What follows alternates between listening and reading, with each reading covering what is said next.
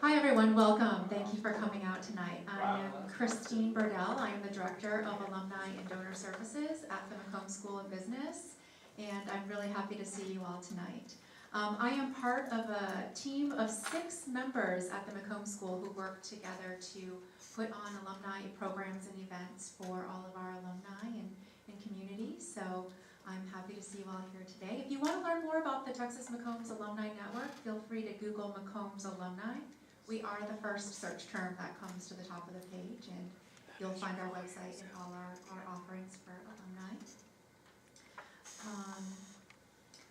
So I'm so happy to be able to partner with Professor Lew Spellman tonight on this 3-part series that he's doing for all of you. Professor Spellman is in the finance department at the McCombs School of Business at the University of Texas at Austin. And he is the author of the Spellman Report, which is an online blog that analyzes the intersection of where the economy, economic policy, and financial markets meet in order to interpret current and future trends from the perspective of history, theory, and policy. The blog is a reflection of Professor Spellman's views and teaching that has taken place at the University of Texas in finance, law, and the LBJ School of Public Affairs. He has taught at Stanford University and UC Berkeley as well. His experience includes government service as assistant to the chairman of the President's Council of Economic Advisors and economist with the Federal Reserve Board. His published work generally relates to the market pricing of bank claims. Professor Spellman's business interests include serving as a macroeconomic economist for capital management in Austin, Texas, and he has previously served as a director and chairman of investments for Magna Carta insurance companies, as well as chairman and CEO of Real Rate Financial. He holds U.S. patents relating to inflation, adjusting financial instruments that led to the development of the U.S. Treasury's TIPS instrument. Please join me in welcoming Professor Lew Spellman.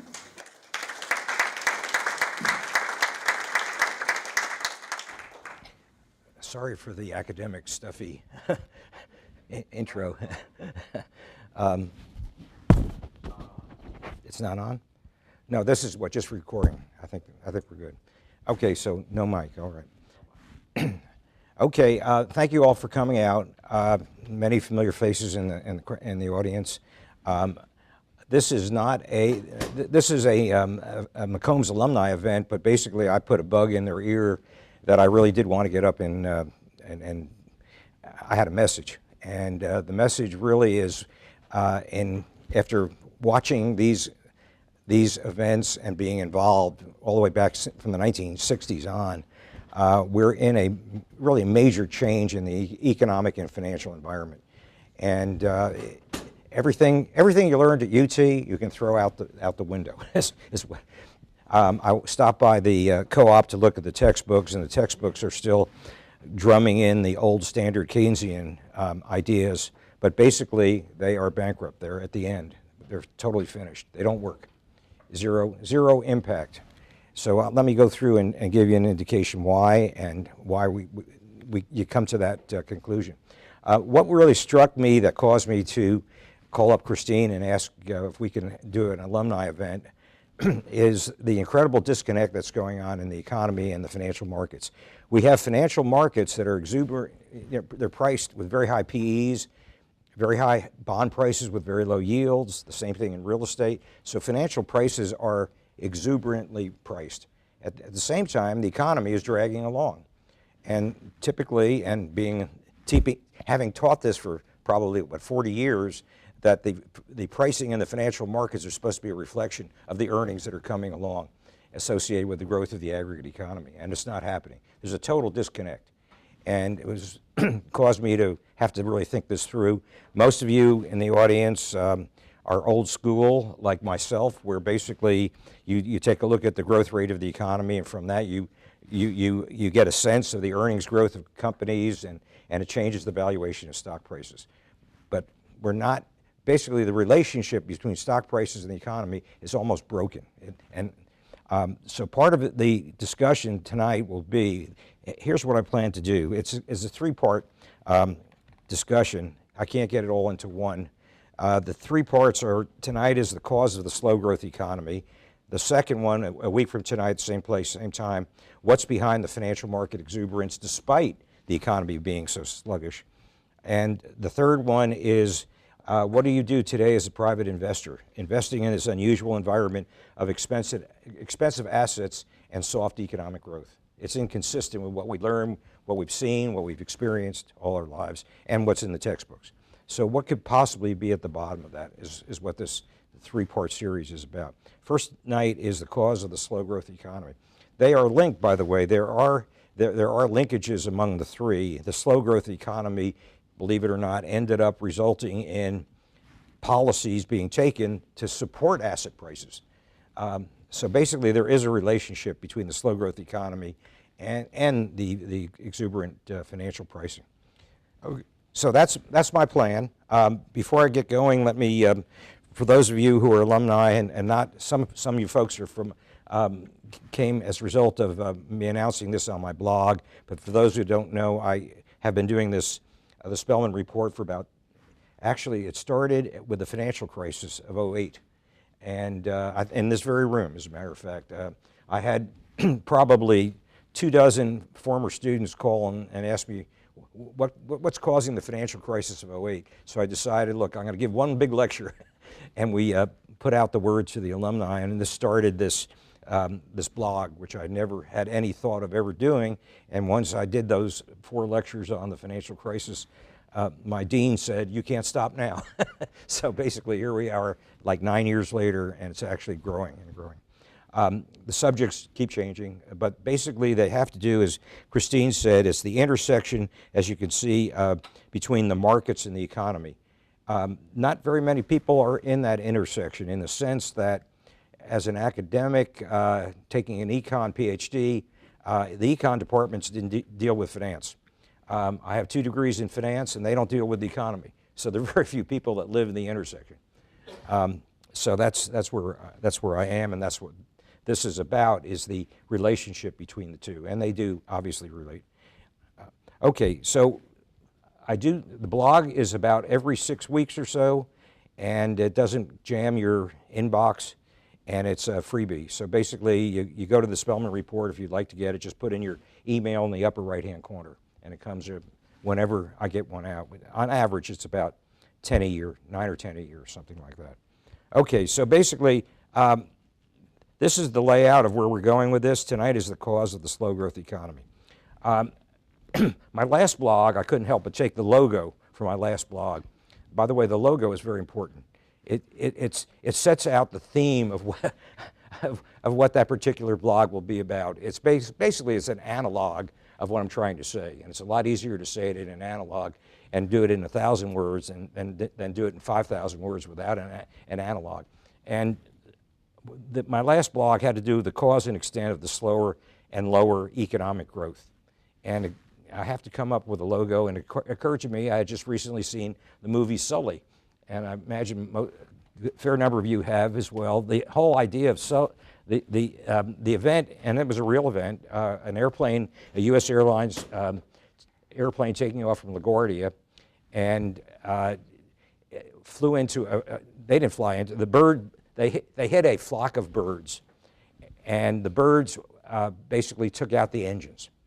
And so here they are climbing out of LaGuardia with Manhattan down below on their left. They have absolutely no power. And so they're trying to apply power, restart the engine, and basically they're getting no thrust whatsoever. And this, to me, feels like the economy. They have put as much power as they possibly can into the economy, and I'll give you some idea of how much stimulus they have done, and basically it has not responded. So it feels very much like the Sully economy. The good news with this particular experience is he landed, the pilot Sully landed on the Hudson River very safely, and actually all passengers and crew were saved. And only 1 or 2 got wet who panicked and jumped into the water. So basically, it feels like the Sully economy. As much thrust as they give it, it goes lower and slower, lower and slower. And that has been the pattern. And I'll show you the pattern, and and advance some ideas why that might be the case, what the cause is of the slower and lower. Now, when Bernanke, as a policymaker, when faced with a Great Recession, throws massive monetary stimulus, and I'll give you an idea how massive. I mean, it's like 30 times more than we've ever done. Not 30%, 30 times. So basically, they threw everything they had at it, and basically nothing would happen. And his usual press conference answer to the question of why is this not working, and his usual way is what you would usually say, we're heading into headwinds. We have headwinds out there, and mysterious headwinds. And he would never say what they are, but basically that's what this is about. What are the headwinds where they could apply massive fiscal and monetary stimulus and nothing happens? And he doesn't want to admit, as a policymaker, that it's not working anymore. He can't do that. It's both an intellectual thing on his part, but it's also as a policymaker. You can't stand up in front of the crowd and say, all our tools are no longer functioning and we have no remaining role. So he's in an awkward position, to say the least. So it became headwinds. We're into headwinds. Okay, so that's what this is about. We're not hitting birds, but we're hitting headwinds. And what are those headwinds? Okay, now to give you, the main theme is our growth rate in the U.S. economy is, and this comes out of post-World War II, when they first started to analyze business cycles, and the Federal Reserve and the government had a mandate from Congress to eliminate business cycles. And basically, and I'll give you the thrust and I'll give you an idea of how they look at it and what they try to do, but this is the result. The result is, this is the growth of an economy coming out of the bottom of a recession, just when you should be growing the fastest, coming out of the bottom, heading back up to normality. And so basically this, what we see is the 1950 is here on the left. We were at 7.6% growth, and this is, by the way, in real terms growth, 7.6, and then we had a little dip here at 54, that's Eisenhower. Then we had all these expansions coming out of business. These are the business cycles since World War II, and this is the upswing out of the bottom of the business cycle. But you can see every cycle, which, by the way, would be about every 4 or 5 years, something to that effect.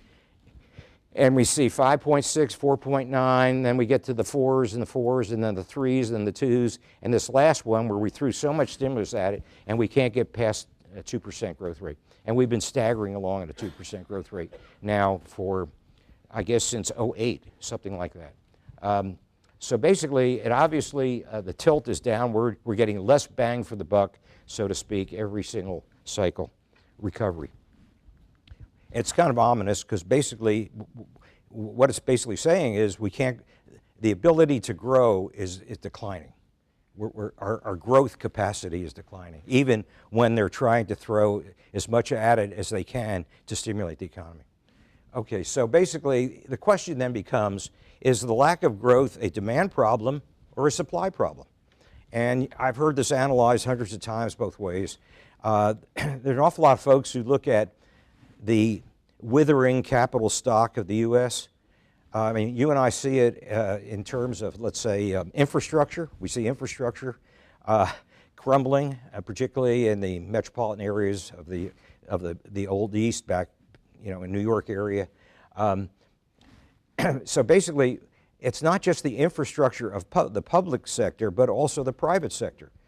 The plants, equipment, basically, we're starting to look like a third world country. And so there are an awful lot of people who are pointing to the reason for the slow growth is the supply side of the economy. But I don't think that's the case at all. Basically, if you don't have demand, there's no reason, and an expectation of an advancement of demand, there's no reason for businesses to be borrowing money, build new plant and equipment, put money into R&D to get more output in the future if they don't think the output's coming. So basically, the supply side is withering, but this, in my estimation, is a result of the lack of demand. And so basically, we're starting to look, I don't want to say like Venezuela, but we're heading in those directions. That's a little extreme, I know, Rudy. But anyway, so the point is we got two issues. Is it the demand side or the supply side? An awful lot of people point to the supply side, but I think it's erroneous because that's a reaction to the demand side. And the demand is measured, and when I say demand, let's make sure we're on the same page. Demand is spending by all sectors. And spending by all sectors is called GDP, gross domestic product. And basically that's exactly the same as income because every dollar spent gets paid, income derives to every factors of production, labor, capital, rents, et cetera. So when we're talking about GDP, we're talking about both spending and income, and we use them interchangeably. So demand measured by all spending units is lacking, and you'll see. Supply is a very interesting issue. When you took the macro course, and even up to today in the macro textbooks, they don't indicate what the supply side is of the macro economy. It's a very interesting concept, and it tells you an awful lot, and I'm still astounded that it's not in the textbook. Basically, it's something called potential GDP. Potential GDP is a man-made estimate, and it was actually, the first one was done by Art Oken of Yale University, who I had the privilege and honor, really, of working with. He ended up being Carter's chairman of his Council of Economic Advisors. Art, you know, we have this mandate of generating economic activity, but you only want to do it, and it's up to the point where you're not creating inflation. And you want to do it sufficiently that you're generating enough economic demand so that we have full employment. So basically, the problem became, this is a difficult problem for the policymakers. In the early, let's say, 50s and 60s, they were faced with a bit of a problem. In 1946, Congress passed the Full Employment Act, and that was coming out after the Great Depression. Then we had lots of employment during World War II. When the war was over, they were deeply concerned we're going to go back in the Depression. So Congress legislated the Full Employment Act in 46. So basically directing, prior to that act, the federal government never intervened in trying to manipulate or change the course of the economy. That's the first time they had a mandate from Congress to do so. Then they had to figure out the tools by which they do it and how to adjust those tools to achieve two objectives. And Congress, it took them a while to figure out what the objectives would be. And the two main objectives were do not allow the level of unemployment to get, and the way they actually implemented it is don't let unemployment get past 5%, okay? They didn't go down to zero. Because if you go down to zero in terms of unemployment, you're stimulating the economy to the point where you have inflation. So basically, they ended up with two goals of policy. It took them a while to figure it out before Congress figured it out, and it took a while for the policymakers to figure out how to manipulate the economy such that you don't rev it up so fast that you get inflation. On the other hand, you don't let it go down so far that you have unemployment.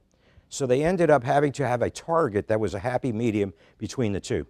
And that ended up being what potential GDP is. Supply is measured by potential GDP. It's an estimate of how much GDP can be produced using reasonably full employment of labor. 95% is how they defined it. Capital, 80% of capacity utilization. And then they had to figure out what obviously trend.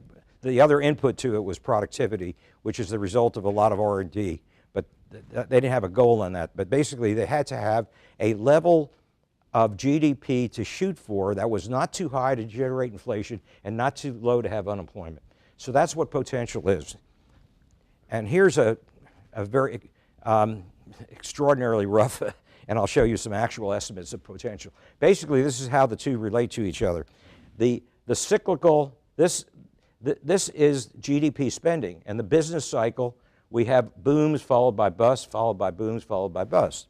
And these boom periods, you tend to have inflation. And they wanted to know how much of a boom can we have without having inflation. So that's what the measure of potential is.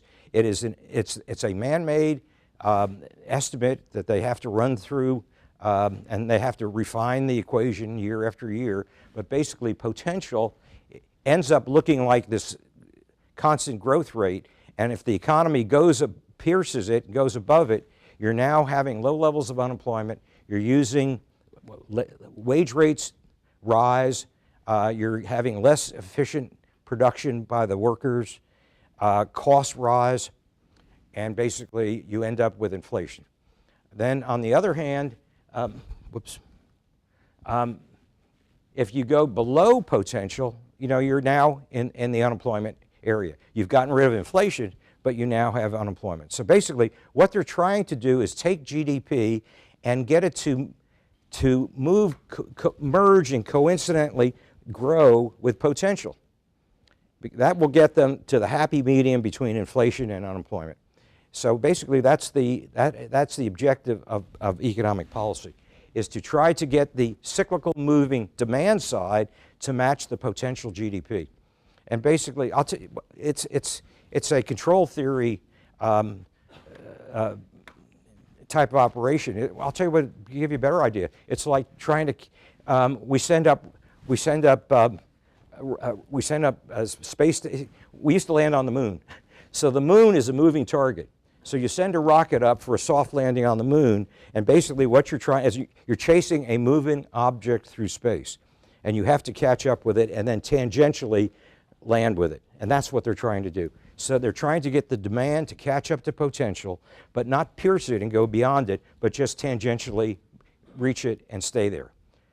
Have they ever done it? Well, fairly close, a few times, very few, but very few. But what I do have to say is, and I don't have it in the deck of graphs, is that if you take a look at the business cycle expanses from 1790 up until 1946, the ups and downs were huge. The cycles were very large. The up cycles and the length of the depressions were very long as compared to the period of time thereafter. If you compare the two, basically they flattened out, the ups and downs of the economy. They haven't done it perfectly, for sure, but on balance, they've done a very, very decent job of cutting out the extremes on either side. That is up until the Great Recession, up until the situation we're in now.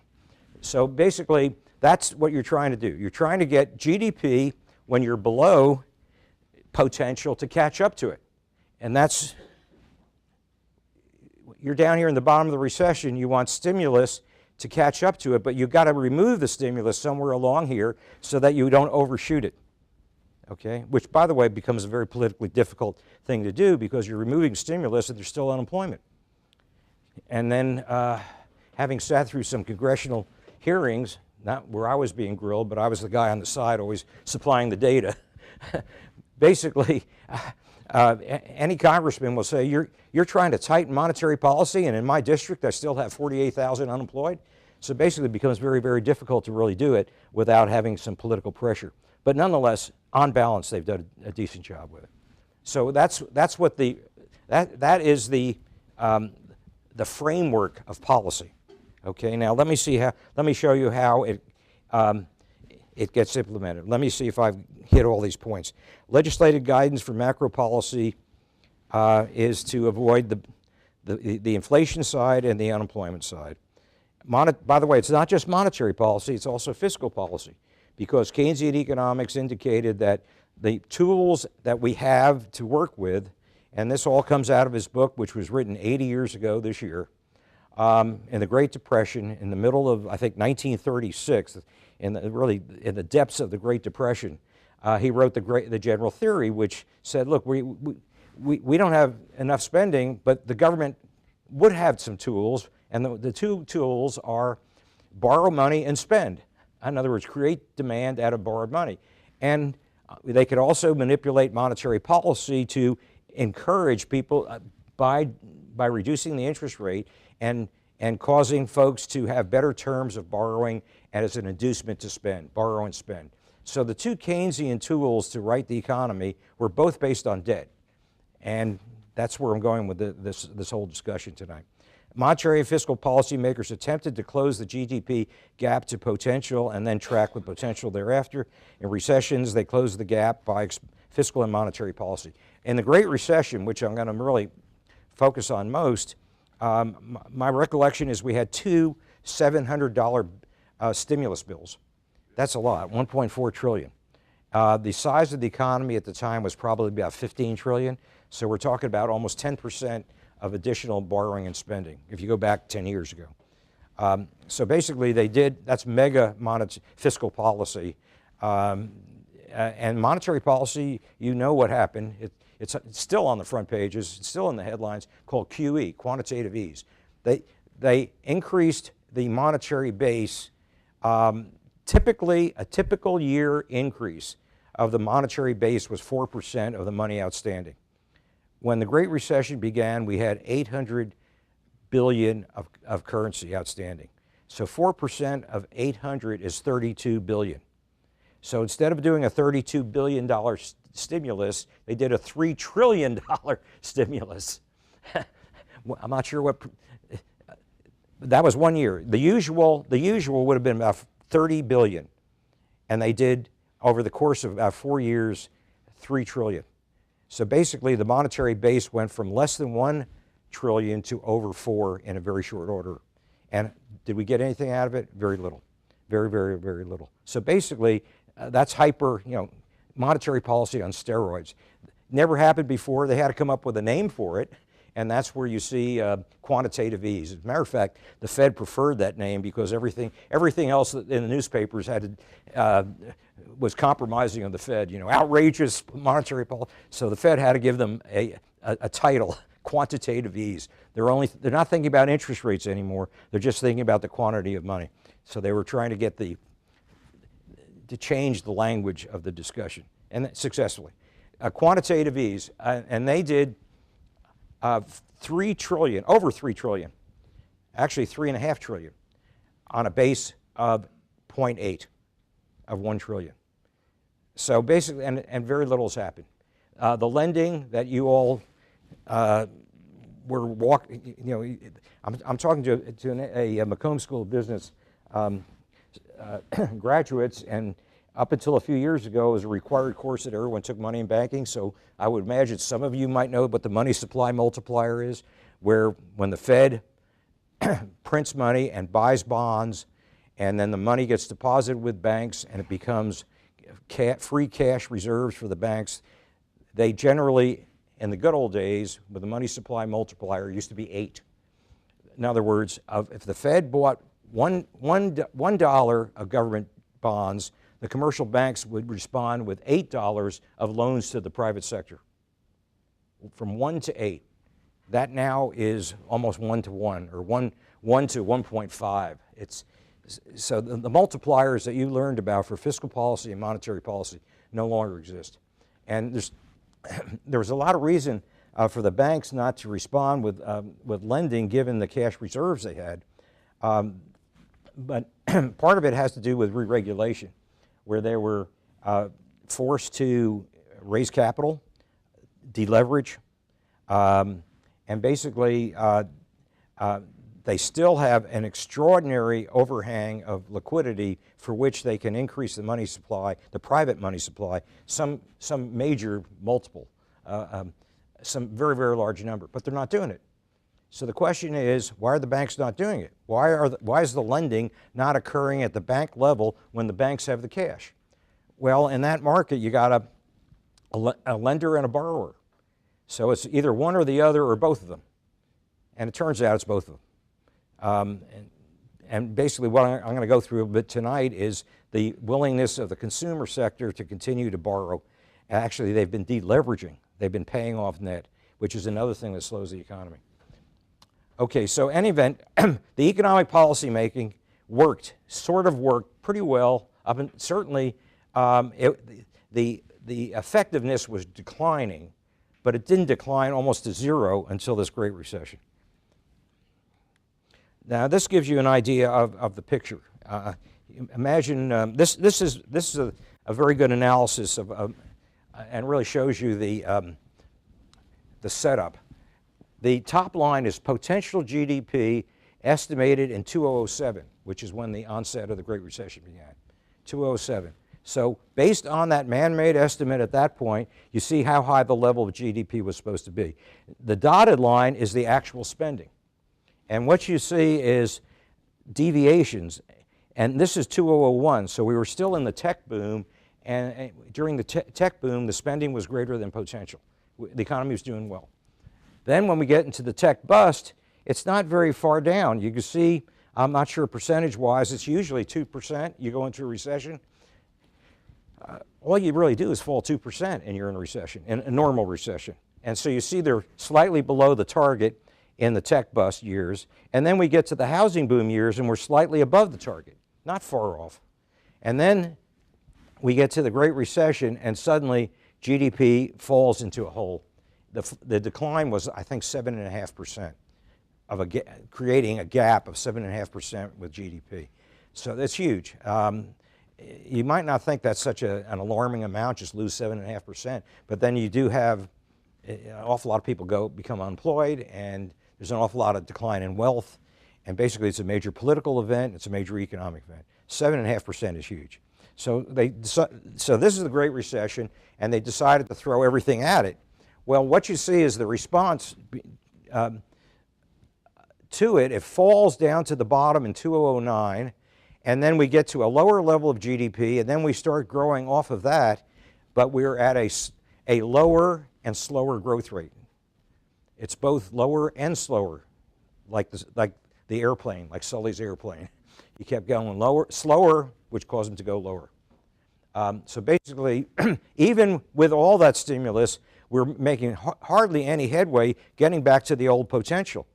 As a matter of fact, what starts to happen is a new dynamic that we've never seen in the post-war period, is that you have such deficient spending relative to the supply capability. That's machinery, that's trained workers, etc. You got a very large gap. So basically, why invest as a businessman? The expectation, if your expectation is that the recovery will not be strong, I'm certainly not going to borrow and indebt my company and build the latest new machinery, increase the have technology change, get the latest update, and increase my productive capacity for the next boom. Well, it went down so far they lost their confidence and they quit doing it. So basically, they sat there with the old machinery clunking along, and then what we started to find when we went back, and as a matter of fact, this growth of potential from 1960 up until about 2007 was so consistently 7% a year, they quit estimating potential. They just extrapolated. And then they started to realize that basically factories are getting shut down. There's not very expensive having an open plant that's not functioning. You have insurance costs, you have tax costs, you have the costs are great to preserve a closed plant. As a matter of fact, it's about 20% of the plant value per year to preserve and protect. You have to have not only insurance, but you have to have around the clock guards, or else they're vandalized. So basically, we started to dismantle our productive capacity. And what happened is when they go back and re-estimate it, what they found in 2011, which is the first time they went back and re-estimated, that the potential is growing far less than they projected 4 years ago. And every year since, they do a new projection now of potential, and every year it's lower and slower. Not only is the base lower, but the growth rate is lower as well. So basically what we have is a situation in the economy, and you can now understand why an awful lot of people who are looking at slow growth in the U.S. start to look at the supply side. You know, we're having a productive capacity that's ancient. So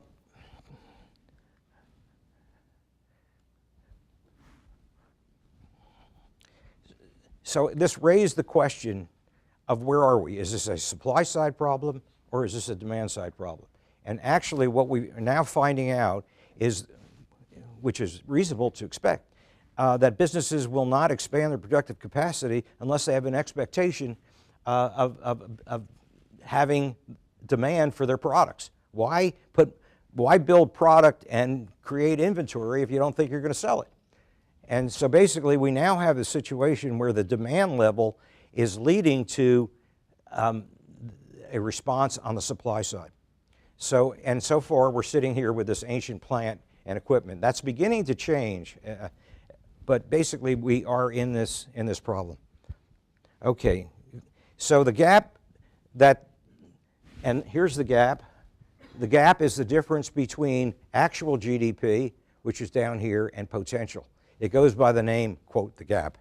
How much below potential are we? How big a gap? How much should we throw at demand into the mix to try to get up to potential? So basically what they found was that they were getting no bang for the buck. Basically, I've been through this. Let me move on. Aggregate demand grew tepidly and the gap remained. They threw all kinds of fiscal and monetary policy at those extremes I laid out. It turns out that deficient demand also lowered producers' inclination to spend on expanding plant and equipment.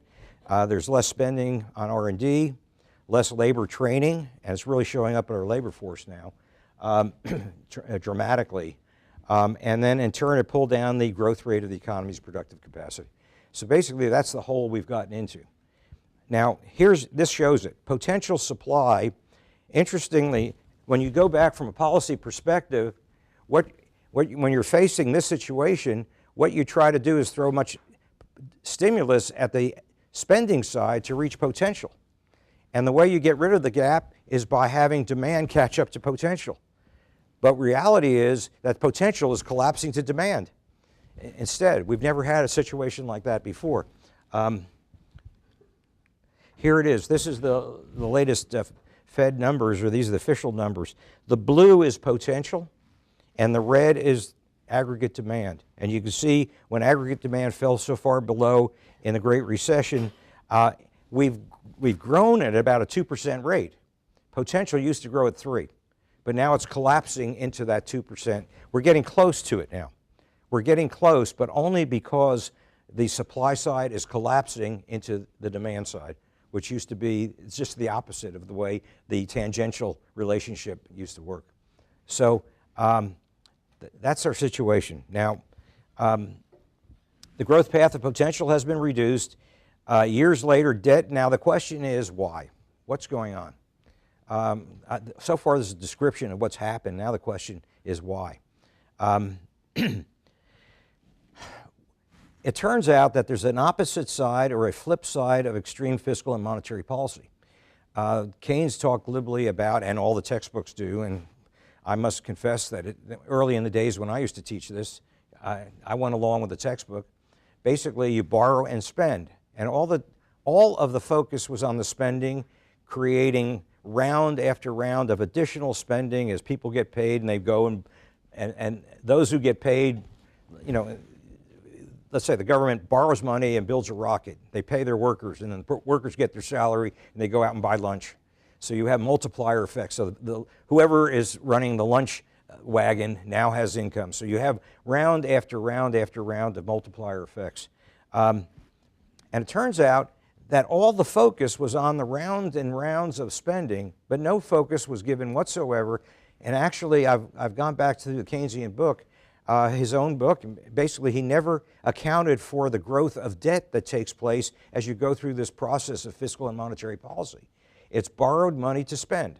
And all the textbooks only talked about the spending side, gave no recognition, no accounting whatsoever of the debt buildup that takes place.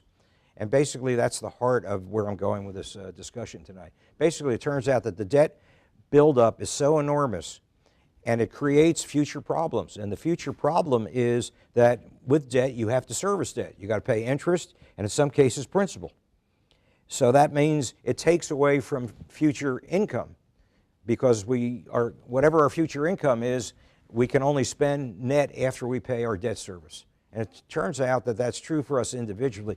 Actually, you and I as a consumer understand this problem better than the government does, and that's the truth. Basically, you borrow money, you have debt service that cuts into future income. It turns out that the after debt service of future income is declining so much that basically once they borrow the money and spend it, they're not getting the additional rounds of spending, and the debt just keeps bleeding future income, so they're not getting the second and third and fourth round spending levels that they used to. So basically, years later, debt is accumulating faster than income, and I'll show you the numbers. They're really, they're pretty clear. the extent to which this is happening now. Now we have a debt service bill to be paid each year in the future. The debt service takes away from future net income after debt service, so the debt load reduces spendable future income. We have this notion called disposable personal income, but it doesn't include debt service. Disposable is after taxes. Basically, the debt with an interest carry is like a tax. It's a debt tax. You borrow money in the first period, you got to take some of your future income and pay either principal or interest or both. So basically, we have really two taxes. We have a federal tax and we have a debt tax. And someone who doesn't understand it is called the federal government.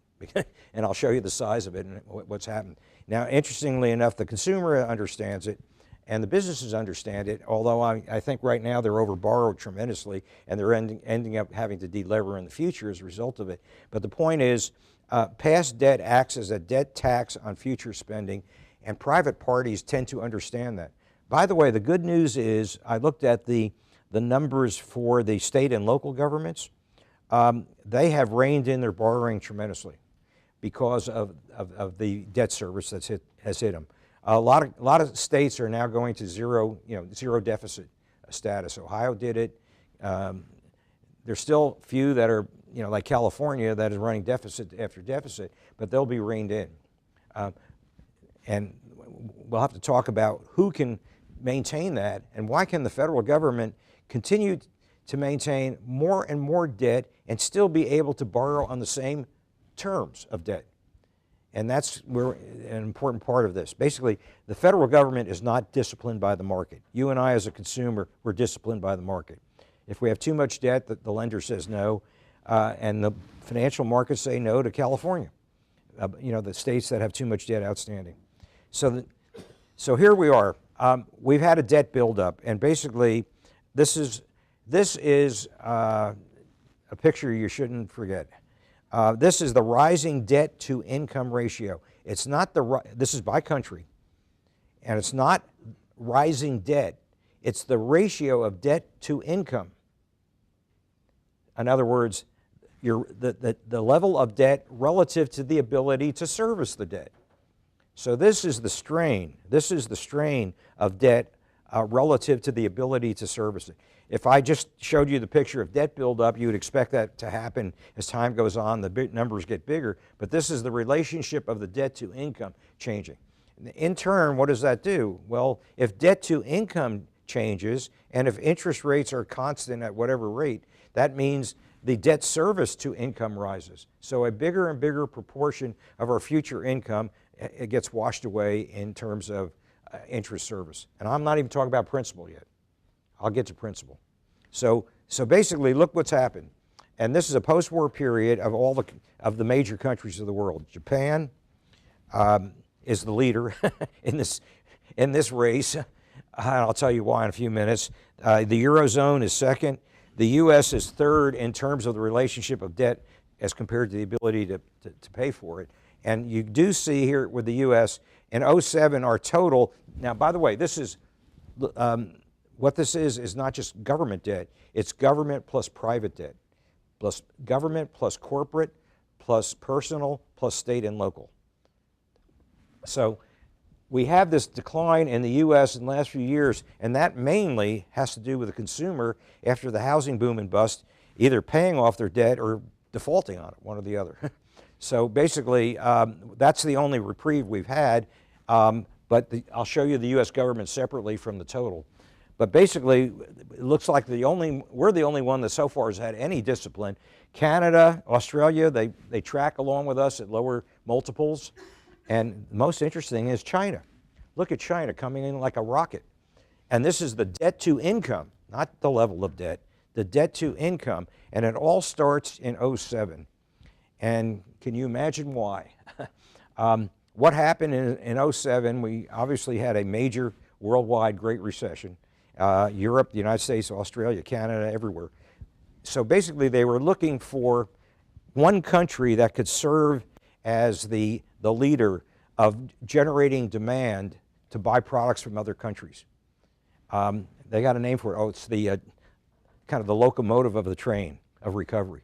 So basically, they actually talked China into, since they had a clean balance sheet, and they had the possibility of borrowing and spending, and create a lot of demand and buy products from the rest of the world, and basically they were going to enhance our economy in the hopes that it would revive our economies, and we kept buying products from them.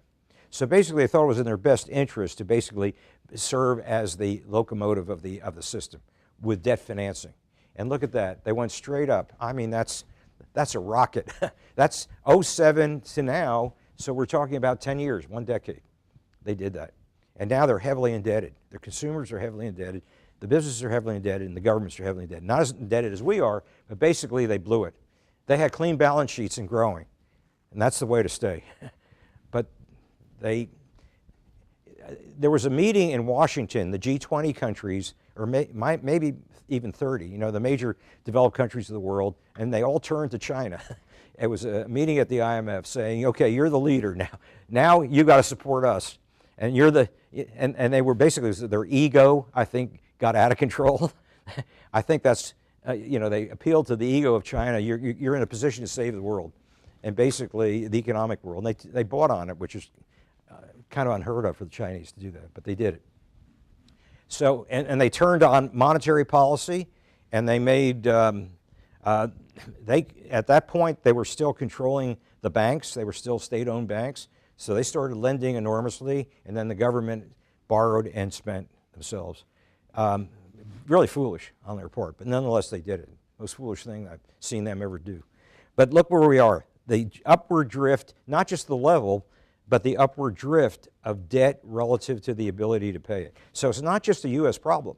It's a European problem. I mean, last spring we were expecting an Italian a default on government debt. It's obviously going on in South America. Basically, it's a worldwide problem, debt to income in any place that matters. So this means that the debt service slows foreign economies, and it interacts with ours, because if they're slow growing, they buy less product from us, and vice versa. So it's self-reinforcing.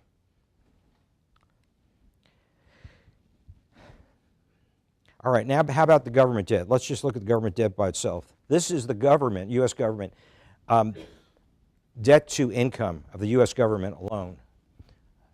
The other was the federal government, the state governments, the public and private. Can I ask a question? Yeah, sure. So did China borrow to buy U.S. debt? No. Because didn't Oh, China no. have a lot of cash sitting No, there? I'll get to that next time. Basically, their foreign exchange reserves bought it. Yeah. They didn't borrow. No, they didn't borrow from us. No, if anything, they spent the money on our debt. They probably borrowed from their own financial system and their banks. Okay, so anyway, here's the U.S. situation. This is not the total amount of debt. This is the relative amount of debt. Debt relative to your ability to service it, debt to income. I think the numbers are, and I should have looked it up, but off the top of my head, I believe the numbers are that in '08, when Obama was sworn in, I think we were at about 10 trillion of debt. When he left office, we were at 20 trillion of debt. So we had about a doubling of debt in 8 years as compared to the accumulated debt from 1790 to 2008. So that's over 228 years, we got to 10 trillion, and then they added 10 trillion in his 8 years. So that's the extent of the debt ramp up. But this is the extent of the debt to income ramp up. And that's not quite double. We went from about like 62% here. That's about 62.3% here. Now we're at 107%. We're at 100%. So 62, it's a little less than double because we had some income growth. So the ratio of debt to income has not quite doubled because we've had some income growth.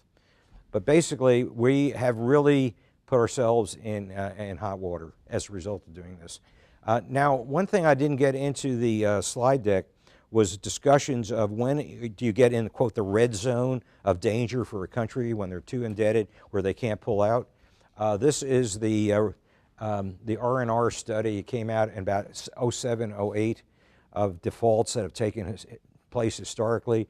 And basically the outcome of this incredible you have to work for the IMF to be able to do this. You have to have a large staff and a lot of data.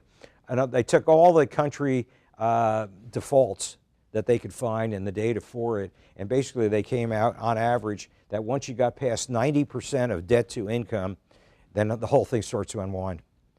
And that's when you end up with country defaults. The U.S. has passed the 90% level, and it should be for reasons. We have far greater borrowing capacity now, and that's the question. How much more can we add? Actually, that's our problem. We can add it too easily. The market is not constraining the U.S. It does constrain, for example, Venezuela, Brazil, et cetera. Most other countries do get constrained by the market. If they're going to borrow too much, then the rate that the lender demands is a reflection of the risk, and the rate goes up, so the borrower borrows less. So there is automatic market discipline. We hope it's perfectly automatic. In our case, has not happened at all, and we can talk about why it's happened. They give us, the United States, far more slack than any other country.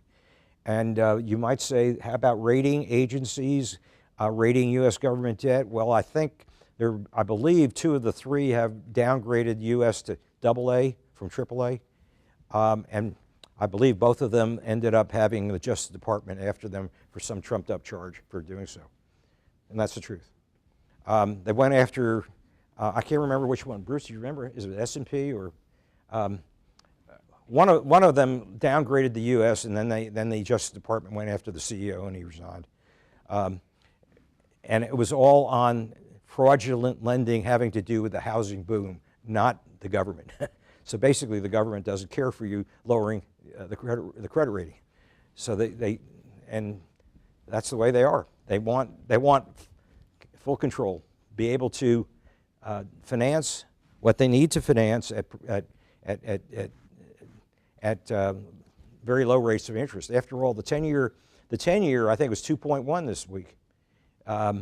So basically, we have extraordinarily low interest rates in the country, despite this debt-to-income ratio. Extraordinary, which unfortunately gives us more incentive on the part of Congress every time we have a problem to just go borrow the money and put the patch on that problem without any regard to the cumulative effect of the future interest cost, not in total, but as a percentage of future income. And that's what this next graph is. Well, no, it's not the next one. Sorry, let me just get, well, let me go back here. Here it is. Let me go forward. This is the cost. Then I have to go back on those other slides to give you an idea how much we've borrowed. What you see here is, let me interpret this for you. The blue line over time is the revenues to the Treasury. The red line is total spending. And basically what they were looking at in this particular study is how much of our total spending is the debt service on past borrowed money. And that's the pink stripe. So basically, here's where we're going in the future. These are the revenues, at least, a lot of assumptions have to be made. At today's tax rates. These are the non-interest expenditures of all kinds in this, I guess, what color is that? It's kind of a bland color. So here's the gap. Here's our deficit just for buying stuff. Medicare, Medicaid, aircraft carriers, space moonshots, whatever. So we're running a deficit that's getting larger just on goods, but then if you add in the interest service of existing debt and projected debt, and that's the pink layer. So the pink layer out here we have to eyeball it back, and it looks like mid-20s to 30. It looks like 5% of GDP. The interest service is where we're headed. 5% of future income just paying the interest on the federal debt, even at these 2% rates for the 10-year. The 1 year is, what, less than 1, right, Milam? I'm sure it is. I'm trying to find someone trying to survive on short-term debt. I'm sure it's less than 1. So basically, what we're heading toward is a 5% share of future income just to cover the interest. Now, that might not sound like a lot, but basically look where we are on debt. Now, here's the question. How do you pay for that?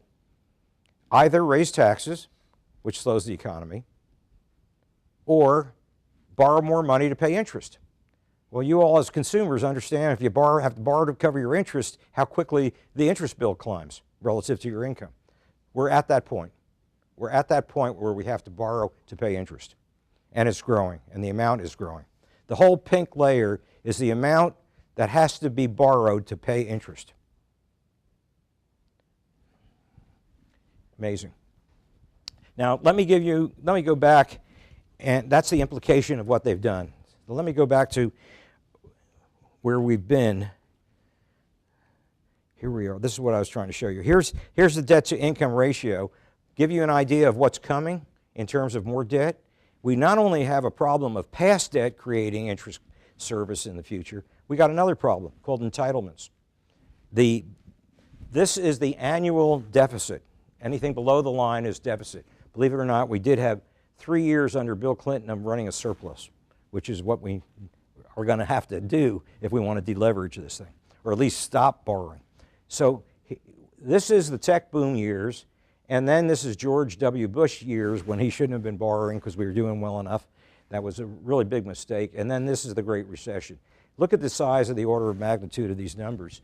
This is 1.2, 1.4 trillion a year of borrowing.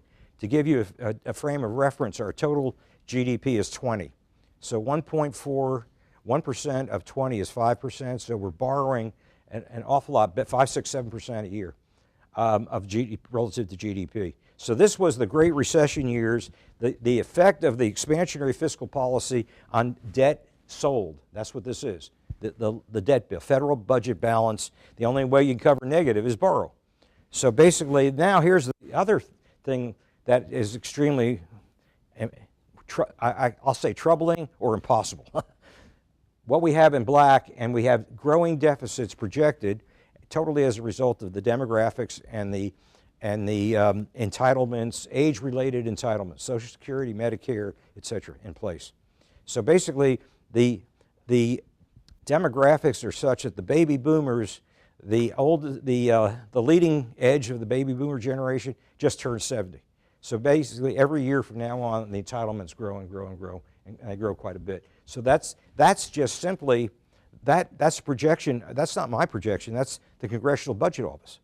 So basically, that's their projection of where this thing is going. So we're looking at borrowing on the same of the 1.4 trillion, 1.2 trillion, et cetera. And with a GDP of 20, 1 over 20 is 5%. So basically, we're adding so much more per year. So basically, now here's the real conclusion of this. This one tells me more than any of these other graphs. The annual increase in debt in red and the annual increase in income to support the debt. Ever since 07, here's where we get in the Great Recession. This is debt, and we had a negative income spike during that recession. But ever since then, the debt far exceeds the growth of income to support the debt. Every year you're getting further and further in the hole, deeper and deeper. So it also implies something else. The multiplier, being McCombs graduates, if you want to, with debt increasing more than income every year, it means $1 of financed spending should cause both debt and spending to rise by $1. But we're not getting that. We're not getting the income to rise even equal to the debt. Basically, you're borrowing the money, you're spending it, and total income doesn't go up that $1. You borrow $1, you spend it, you're $1 further in debt, you spend the $1, but the total income at the end of the year is not even $1. So we're having a negative effect. This is a negative multiplier, GDP multiplier. So the more borrowed money, we end up with less outcome in total, not relative, but in total. And this has been going on now for 10 years. Look at this. This tells you where we're going. This is really outrageously out of control. the debt rises more than income every year, which means the multiplier of fiscal policy has to be negative. The total effect is lowering income. You don't even get the dollar. You know, you borrow a dollar, you build an aircraft carrier, and you don't even get a dollar's worth of income because of all the other things that you got to pay, like interest, among others. So basically, we're now going in the hole at an accelerating rate, at a huge accelerating rate.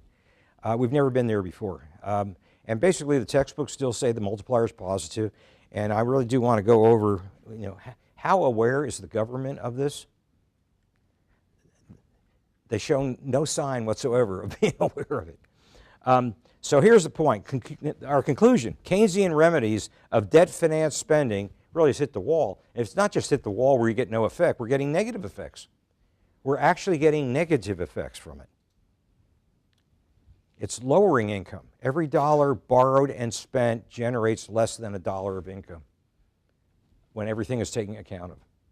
So basically we have, and by the way, the latest academic studies on the multiplier itself, which is a very, it requires an econometric model of the economy and estimating a lot of equations to come up with all the effects of A affecting B, affects C, affects D, etc. in a simultaneous model. The problem with that is you can run those models, but you can only run it on past data. But the past data was based on the relationships that existed in the past. So we don't have really an ability to come up with an up-to-date multiplier that's fully fleshed out in an econometric model where they have an equation for every variable in the system. That's the way to do it. That's the hard way of doing it. That's what I started doing. But you know, you can't do much. The government has missed so badly their estimates, the Federal Reserve in particular. The Federal Reserve constantly is talking about, you know, the uplift that their monetary policy is going to provide. They've been wrong every year, every forecast since '07. And basically they go back and they study it more. The only way you can study it more is to go back and get more data. But they're getting data from the past when the responses were different. So there's no way they can really grapple with it in their way of doing it. Econometric models as a forecasting device is basically worthless, because all you can do is do the estimates based on past relationships, but the relationships have changed. So you don't have anything to work with that is a reflection of today. And the Fed keeps trying, and they're wrong every single time, embarrassingly so, every time. You know, they give estimates of the future income growth as a result of monetary policy. They've been overshooting it every quarter since '07. And they just won't stop. They're better off not saying anything. I mean, they're better off not showing their ignorance. But in any event, long story short, we got a problem. The problem is, and the problem is not just the multipliers don't work and the Keynesian tools that used to work. And by the way, when did they work? When we had clean balance sheets. They really worked World War II. During World War II, for example, the government had a very clean balance sheet. And the private sector had a very clean balance sheet. So when you don't have this debt overhang where you're having to devote so much of your future income to debt service on past borrowing, then it does work. So we did have big multipliers during World War II, the few recessions coming out of, you know, immediately after World War II. But I showed you the first slide is the amount of recovery per recession recovery has diminished and diminished and diminished. And that's because we have the debt that keeps accumulating on the balance sheet.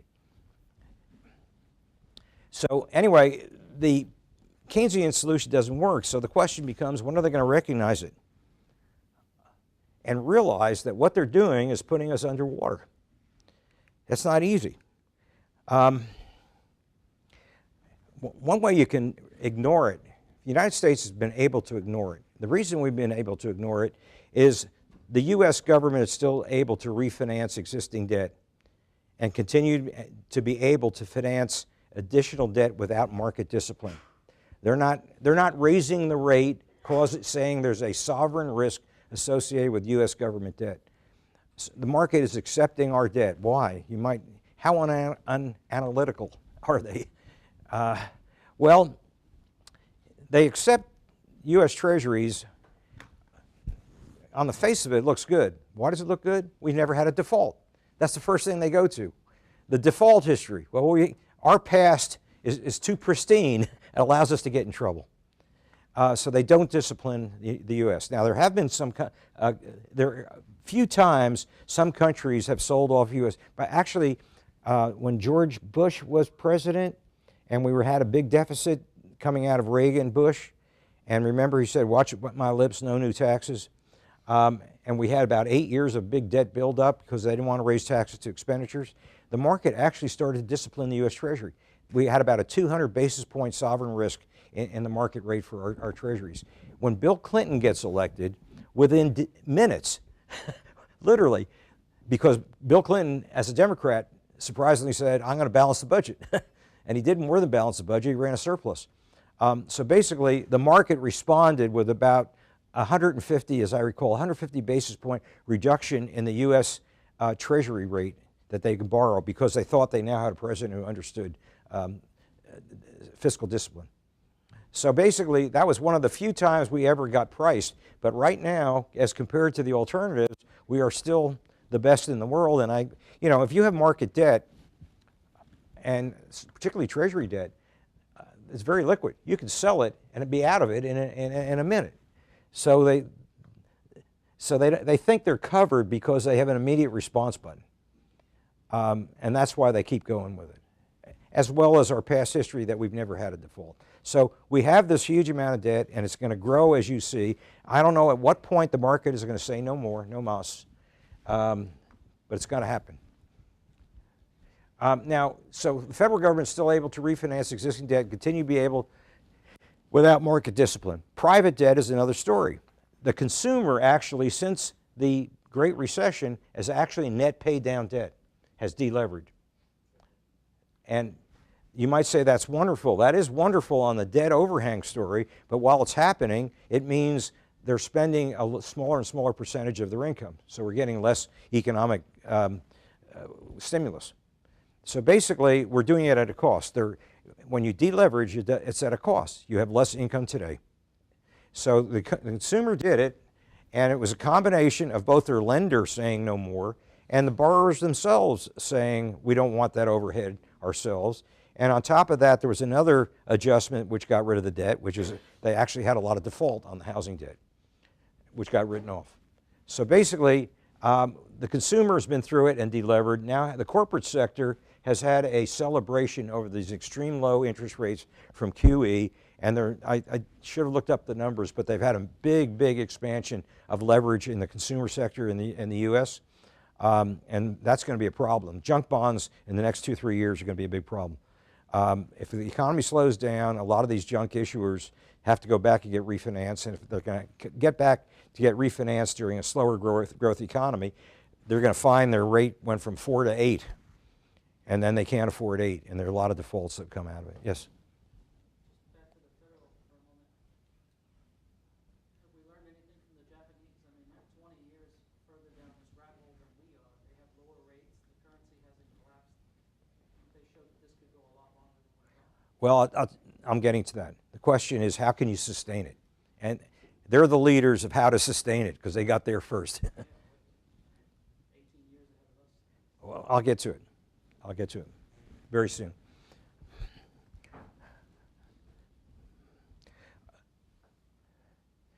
All right, deleveraging has occurred in the consumer sector. Now the question is, how about the corporate sector? The corporate sector got a dose of reality with the tech bust, and they went through a huge deleveraging for several years.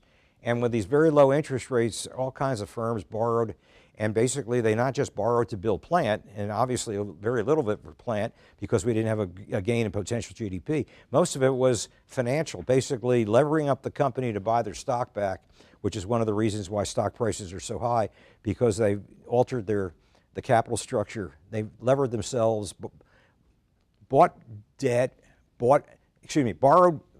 added debt to their balance sheet, borrowed money, and with the funds, bought their equity back out of the markets. So basically they levered up the capital structure and reduced the shares so that earnings per share rose. And that's one of the reasons we're looking at high earnings per share, because of the reduction in the number of shares outstanding. But so the corporate sector hasn't this time yet faced it, but it's going to have to. Now Japan, here's your question. If you're faced with this problem and you're sitting in the Treasury and you got to sit there and scheme, how the hell am I going to support all this debt? And that's what they do. That's what they do. I was there. That's what they do. How are we going to do this? What are the options we have? Well, number one, put it on the balance sheet of the central bank. You need a buyer. The most timid buyer is the central bank. Basically, they get called in and say, you are to buy this debt. But you don't ever tell the public we're out there to buy the debt because we got to support the price. Now, the dynamics of calling the central bank is you have two parts to it. You want to have the central bank buying to keep the price up, and the flip side of it is to keep the interest rate low, and they need a low interest carry. Okay, so the central bank gets called in, and it's very easy to instruct them to do it. How do they pay for it? Literally print money. The only cost of doing it is the cost of the paper.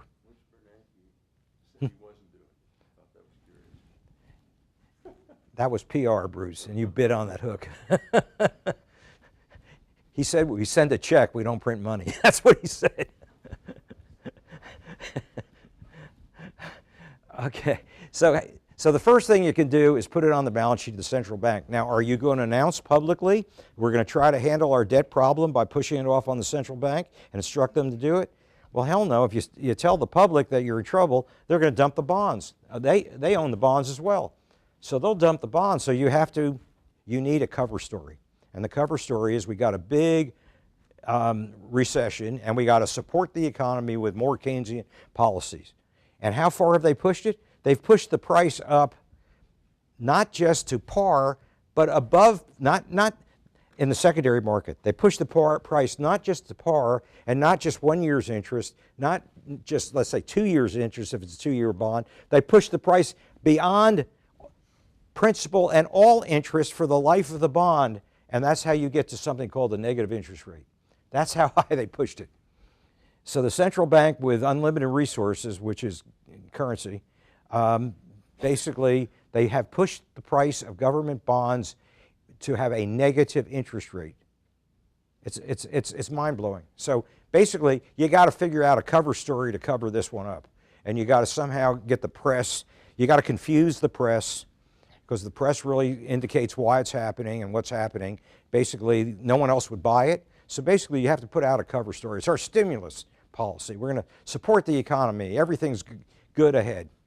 It's basically you got to lie. You got to lie and cover it up and create impressions. Bernanke had the same problem with his QE. He had the same PR problem of not just to the public, because the public doesn't vote for Fed chairman. He had a big problem because his public was the bond market, and he didn't want them to flee. So they had to continue to feel that they're comfortable, that everything is still in order and things are going well. Whoops, what happened here?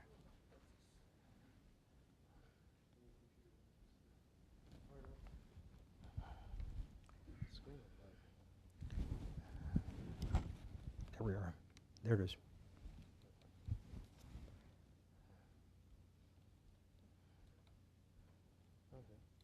No, we were there. Yeah. Japan. Let's see. Is this not working? I can use.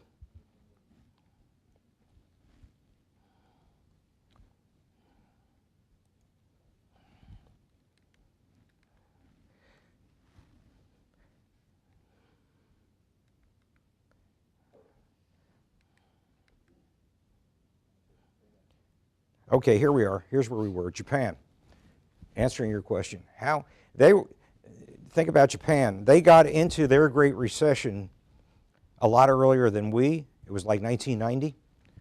And it didn't happen because of housing like it happened here. Basically, the emerging markets came on. China came on, basically took their export market away. So they went from a very fast-growing modern economy to a stagnant, zero-growth economy, and it all had to do with trade. They lost their competitiveness in trade compared to China and these other countries of Asia. One big difference between Japan and the U.S. that in Japan,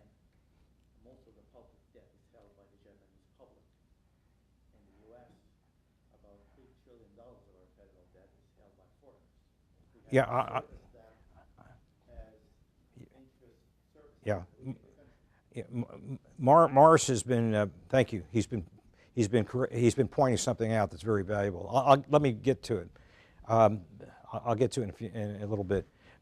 Basically, the first go-to supporter of government bonds is the central bank. You got to come up with a cover story. And it has to be convincing enough, or you have to have foolish enough reporters. That's number one. Then you have to have a high savings rate. And if you have a high savings rate, it goes under the title in economics called financial deepening.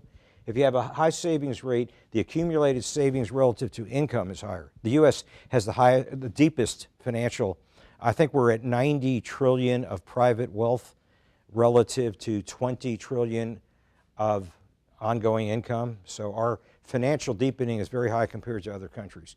So if you have a lot of assets out there, private assets out there, then a smaller percentage of private assets gets you further as the government. So basically, then how are you going to try to get private asset holders to hold Treasury debt at 2% with risk? You got to figure out some way to do this. One way they do is usually make it tax-free. Foreigners, believe it or not, if they buy Treasury debt, foreigners, it's zero. It's like a muni, no U.S. interest whatsoever. They don't even take the Social Security. They don't even take your Social Security or tax ID number. U.S. Treasury debt has zero tax for foreigners. So that's another way to do it. You got to make it more desirable. So you got to save a lot, and then you got to force people to buy it or induce them to do it.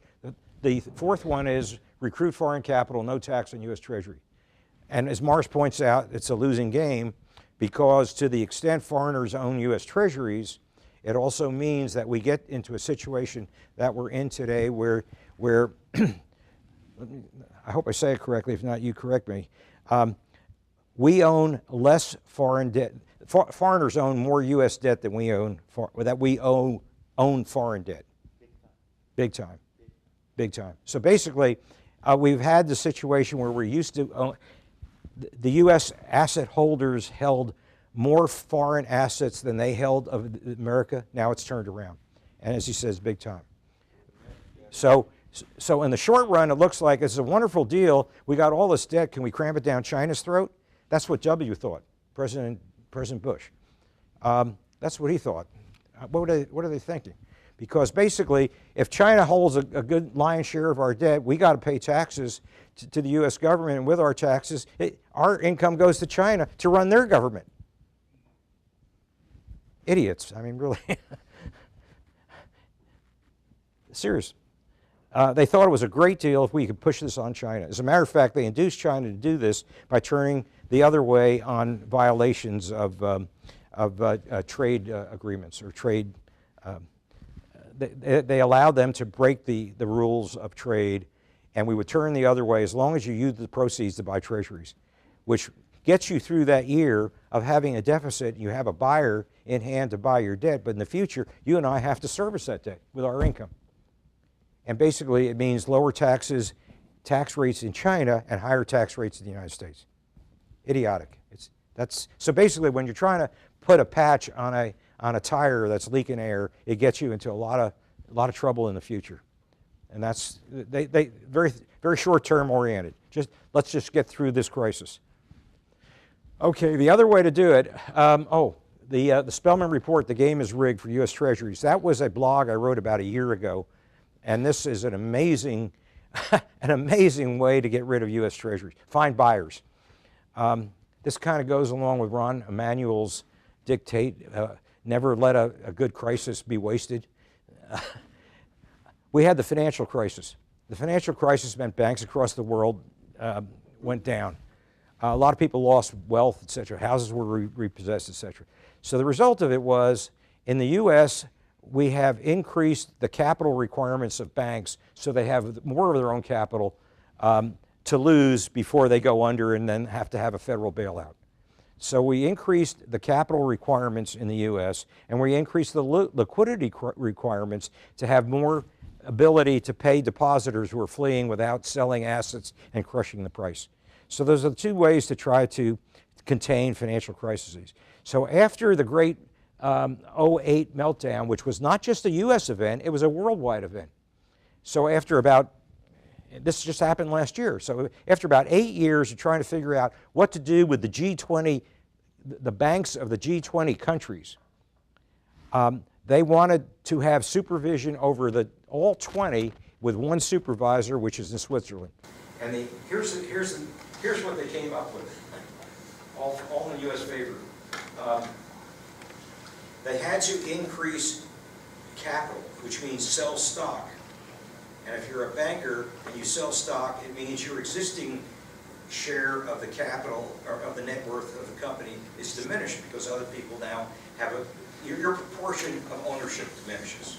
So there was huge resistance on the part of the stockholders, particularly like of the German banks and the English banks. We're not going to sell more stock because it's going to water down our interest. So finally the regulators gave in and said, okay, we'll give you another alternative. We're going to make you less risky by not having more of your own capital in it, but if you hold U.S. Treasuries instead as an asset, and they're not going to go under, you need less capital. So the question is, actually it started out, you got to hold riskless assets. So then the question becomes, as a substitute for not putting more equity on your left-hand, on the right-hand side of your balance sheet, you have to hold assets that are less likely to go down. So now the question becomes, which asset are they going to be forced to hold to make them bulletproof? Well, the U.S. won that war. A European bank, a Spanish bank, an Italian bank, if they increased U.S. Treasury holdings, it's dollar for dollar substitute for the capital requirement. So basically, we pushed so much U.S. Treasuries on the banks of the G20 countries. And furthermore, as far as liquidity is concerned, they also can hold dollars so if they hold dollars and there's more demand for the dollar and supports the dollar. We won that crisis hands down. So basically, like Italian banks that are in trouble, sitting there with U.S. Treasuries to say we're good, that we got enough capital. So basically, I don't know what the number is that we were able to lay down on the world banks. The G20, the largest 20 countries in the world, their banking systems are now loaded with U.S. Treasuries. In the short run, it's a victory. In the long run, it increases our net. More and more of our income tax is being devoted to foreign banks, to support foreign banks, in effect. Okay, now the last one is the U.S. dollar as global reserve currency encourages foreign owners of capital to hold treasury. If you're holding the U.S. dollar for transaction purposes as an exchange currency, you don't want to hold it without interest, so the way they usually hold it is by treasuries, short-term treasuries. The market is so broad that basically liquidity is not a problem. You can sell it immediately. So basically we have a lot of that stuff as well, supporting us. So our ability to support the debt is far greater than any other country, which allows us to get so incredibly over-indebted.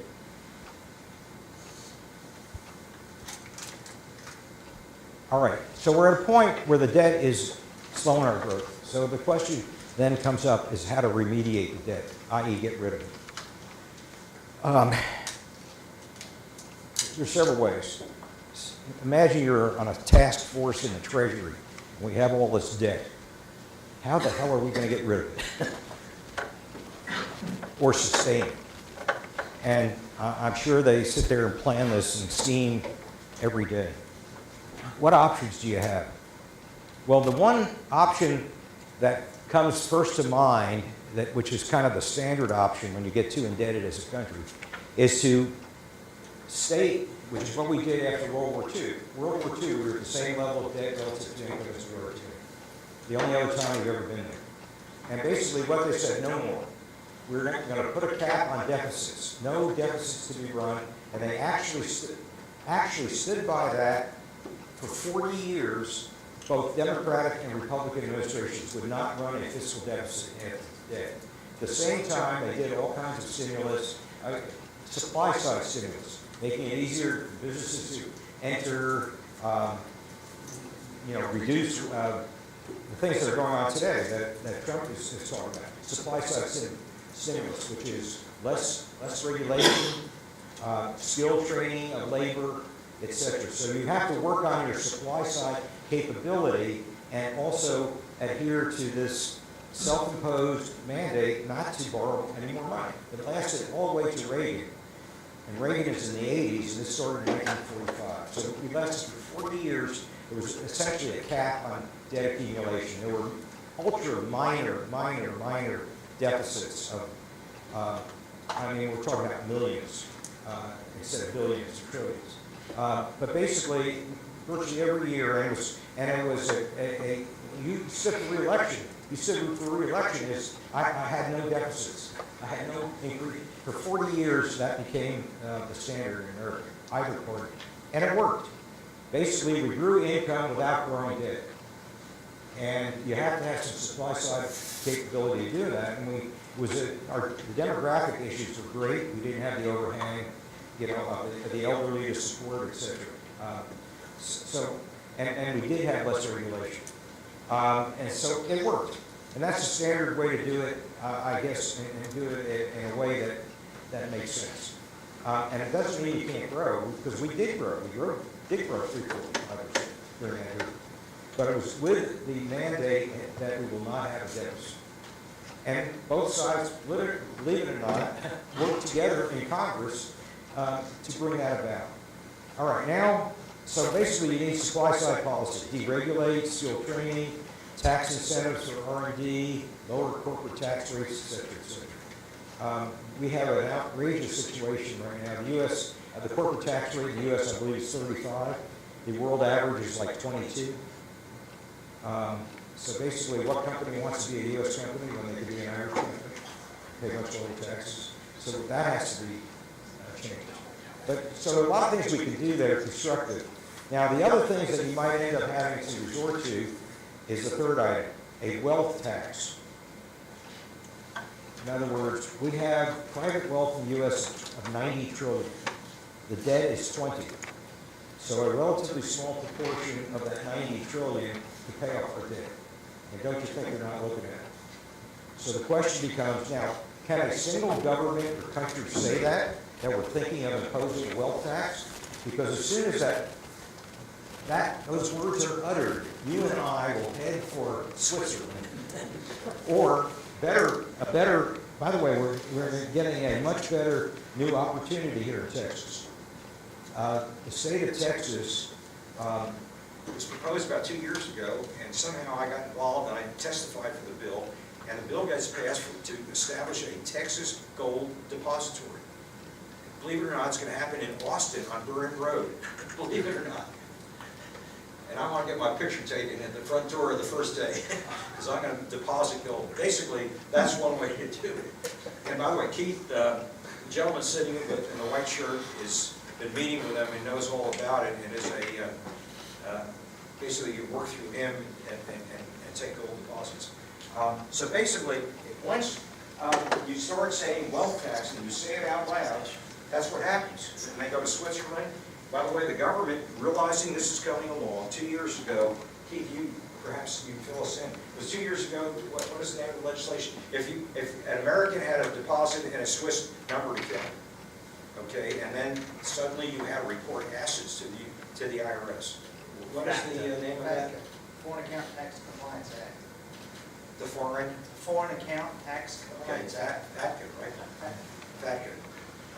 If you have a deposit in Toronto and if you didn't tell the U.S. government, the fines are huge.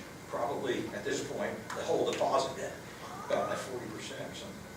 Up to half of the highest balance in the years of business report. So Per year. Per year. Yeah. So after 3 years, it's gone. So basically, why is the government doing that?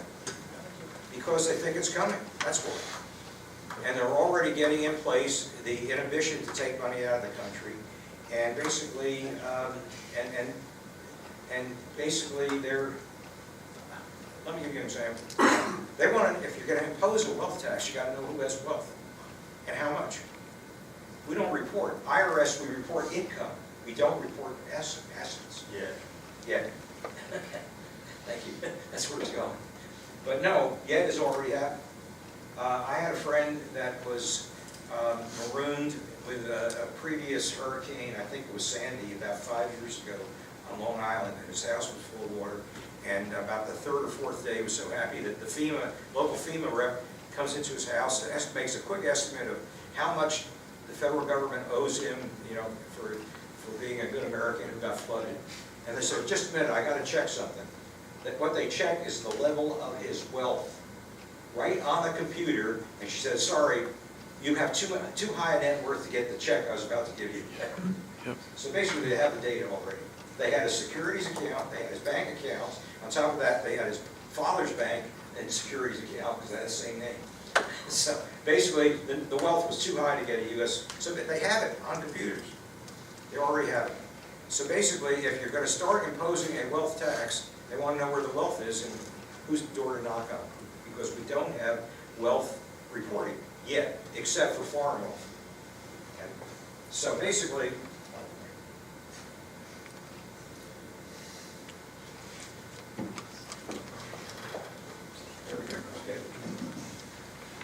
so basically, a wealth tax. Now, no one government can say, we're considering it. Can you imagine what, if a Treasury official or politician says this? You and I would head for Switzerland in a minute, or one of the islands. Or the Burnt Road Gold Depository, which is my favorite. But in any event, here's what, so someone has to say it, and it can't be an official of any one government. So the IMF steps in about 2 years ago, and this is what they said. This is a direct quote. The sharp deterioration of the public finances in many countries has revived interest in a capital levy, a one-off tax on private wealth, as an exceptional measure to restore debt sustainability of the business in the world. The tax rates needed to bring down public debt to pre-crisis levels are sizable. Pre-crisis being 07. Are sizable. Reducing debt ratios to just get back to the level of debt in 07 would require a tax of about 10% on households with positive net worth. And you better believe they already know which household that positive net worth. So we don't know when it's going to come. It's going to be an outrageous thing, and Americans will be shocked to death. But basically they're planning. It's an option that they're looking at. We were seriously proposed by Harry Reid. When he was still in the Senate, and they didn't gag him on the spot. I have a question. Yes.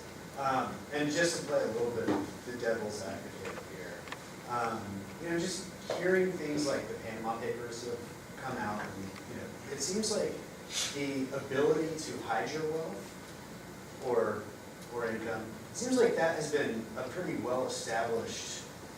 There's some rules to the game, but if you know how to set up your legal entities and legal structures, it's not rocket science. You just find people who know how to set up your legal entities. That's probably true, but we don't do it in advance. If you do it in advance, it's probably true. So That's why they're not, it's going to be a midnight thing. right, okay. I mean, I guess I just think of this as a little bit of a knee-jerk reaction to saying, well, you've had forever to hide the wealth. Now we're 20 trillion in debt. Maybe we need to figure out Your fair share. where everything's been hidden. Well, all I can say is it's on the list, given what's come out of the IMF. It's certainly on the list. Whether they do it or not is another story. We don't know. All right, here's another way to do it. You got all this debt. This is the interesting part. I'm glad this is a business school forum, and you understand balance sheets. The U.S. debt is a liability of the U.S. government on the liability side of the balance sheet. Now, it's possible there's another liability item that they can issue, and it's called the United States note. It's treasury currency. You're all familiar with and deal with every day Federal Reserve notes, which are central bank currency. This is central bank currency. But there's also treasury currency. It looks like the same thing. It has the same legal status, good for all debts, public and private. And Treasury issued that treasury money called, what does it say across the top? United States note. All the currency in your pocket says on the top, Federal Reserve note. So this is the issuance of a different agency of government but it has the same legal status, because look at this thing in the upper left-hand corner. Where is it? Is it not on this? Yeah, here it is. This note is legal tender for all debts, public and private. That's the same thing as what it says on the Federal Reserve note. It's it settles, legally settles all claims, payment for anything. So basically, it's the same status as a Treasury currency. Excuse me, as a Federal Reserve currency. They look alike. They're printed in the same place. And are they printed at the Federal Reserve? No, they're printed at the Treasury. Even Federal Reserve money's printed at the Treasury print shop. So, and that is kind of it's an interesting thing. It's one of our historical anomalies. This is how the financing of the Civil War was done by the North. They passed in 1863. I think it was called the United States Banknotes. I think something like that, very close to that. Basically, the National Banking Act of 1863. National Banking Act. 1863. The Treasury started printing currency that had legal tender status, so they could buy goods from anyone, and that settled all debts, public and private. That's how they financed the Civil War. We realized at that point it was before the IRS and the personal tax. We hadn't passed that amendment. That amendment for taxation was, I think, right around World War I. As a result of World War I. So in 1865, there was no federal taxation. So basically, they did have taxation of imports, duties, and tariffs, but basically not of income tax on individuals. I think that was a result of World War I. So basically, they had to finance World War I, and the way they did it is print this money. The money still exists. I've been looking on eBay, and I can buy a $100 bill for $160, and I'm going to do it. And bring it to class next semester. Basically, it still exists. The only problem with it is there's a max of how much can be issued. And the max was a deal done in 1971, in August 15th, 1971. Not that I don't remember it, I'll tell you the exact date. August 15th, 1971. They didn't eliminate it, but they put a ceiling on the issuance. And it's a tiny ceiling, and the ceiling is 300 million. So to do something outrageous like print money and buy your debt back, it would be in today's world, it would be such a political, can you imagine how the networks would mangle the whole discussion? So you want to do it, below the radar. And the legislation's there. All you got to do is change the ceiling from 300 million to not to 300 billion. That's not enough. 300 billion. We got to come up with at least 20 trillion. So you can make it 300 trillion. So I'm not an attorney, and I've asked Michael, how do you change legislation and call it a spelling mistake? All I got to do is say, oh, it was not 300 million, it was 300 trillion. Just change the M to T, or TR, excuse me. I'm sure the hurdle to do that would be so far under the radar screen, it could be done on a Christmas week as a rider to a transportation bill. And suddenly the Treasury's in the business, print currency, and think about their balance sheet. Their balance sheet on the liability side has 20 trillion of U.S. notes. Your Treasury has short-term, different maturities. Start printing your own currency and buy your own debt back. So basically it's a restructuring of your balance sheet. That's all it is. And you blow it off that way. Oh, it's a technical restructuring of the balance sheet. I mean, you got to think of the cover stories. This one's easy. This one's really easy. So basically you start buying your treasuries back. So what happens to the market price? It goes up. What happens to the interest rate? It goes down. Let's say hypothetically they run 10 trillion over some period of time and buy half the debt back. The 10-year treasury rate will go from 2 to 1. So the interest rate goes down, you got half the debt outstanding. So then we get to a point where the interest carry becomes something that we can handle without much, anywhere near the strain that we currently have. I can well imagine this happening. But all of this always ends in a currency crisis. So, I mean, I'm trying hard to grow up, right? Like, someday it's going to blow. Right? It's going to blow. All right, so basically what you're raising is the default possibility. let me go there. What we're trying to do is get out of this without a default. That's what we're trying to do. And you're right, that's the other one. That's the other. Now think of the desirability of this. Treasury notes have an interest rate. They also have a due date, so you got to refinance it. If you substitute and buy back your Treasury notes with U.S. notes, now you have no interest on the U.S. notes and you have no maturity. So you get rid of having to refinance and keep going back to the capital markets, and you get rid of the interest carry. And it's all legal. I'm shocked that it hasn't happened some Christmas night. You devalue the currency immensely. What's that? You devalue the U.S. dollar. Ah, yes, that is the big problem. You have to, thank you, Morris, you have to guard against capital outflow and people looking at it as something suspicious and terrible as opposed to a great thing because we got rid of our interest carry. So you do have to have a spin control. It's called spin control.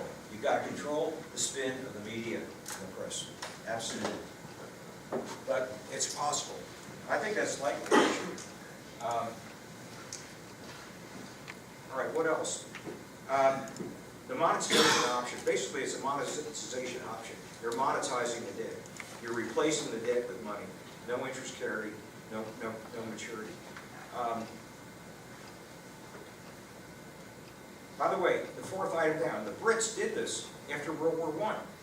Not with currency, but what they did, they went halfway. Instead of getting the interest carry to zero, they started to issue bonds that had no maturity, which were called perpetuities. So you don't have to keep going back to the capital markets every 5 years or 10 years and refinance. So you don't have to face that hurdle. So basically, they did it with, they called them perpetuities, and actually, the financial markets loved them, and they could have done more. And actually, they were issued, I think, in 1919, and about 2 years ago, when the interest rates got so low, they had a call feature on those bonds, and they called them back. I'm sure they're going to regret that. But nonetheless, the point is, the Brits went halfway. They eliminated the issue of maturity, but they didn't eliminate the issue of the interest carry. I think the interest carry is a bigger issue. In any event, treasury currency is considered debt and falls on. Oh, there's another. You might think, in scheming on this, I'm sure in the Treasury Department, you're saying, oh my gosh, how is the Treasury money going to be considered under the debt ceiling, which we're about to have to face again? Because there's a ceiling on how much Treasury debt you have, and now we're having currency, which is also debt. But if you buy back your previous debt, it's a swap of 1-to-1.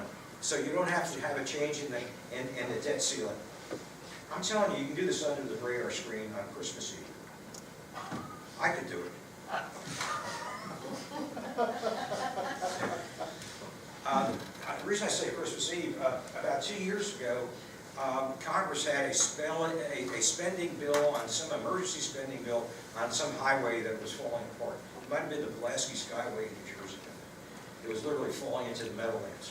So they had to have an emergency bill, and they needed some more money. And basically, they didn't have any. I guess they're up against debt ceiling, and they had no other kitty to take it out of. So they went to the Federal Reserve and they said, we want a one-time you sell assets and not buy debt, but just give us some kind of gift, off-the-book gift of some sort. They went to the Fed and they forced the Fed to finance this. I don't know what they bought and how it went down. Maybe cash out of assets. And I don't know how it happened. I have to look more into it. But the point is, they actually did it like on Christmas Eve. And the Fed, of course, you know, they had to do it at a time when the press was not watching. Literally, it was a rider to a bill on a Christmas Eve. Never got reported. It's hard to find any reference to it. So anyway, you get to the monetization option. So I think that's conceivable. But basically, something's going to have to be done because we're going further and further in the hole, and it's slowing us down further and further. Okay, other considerations.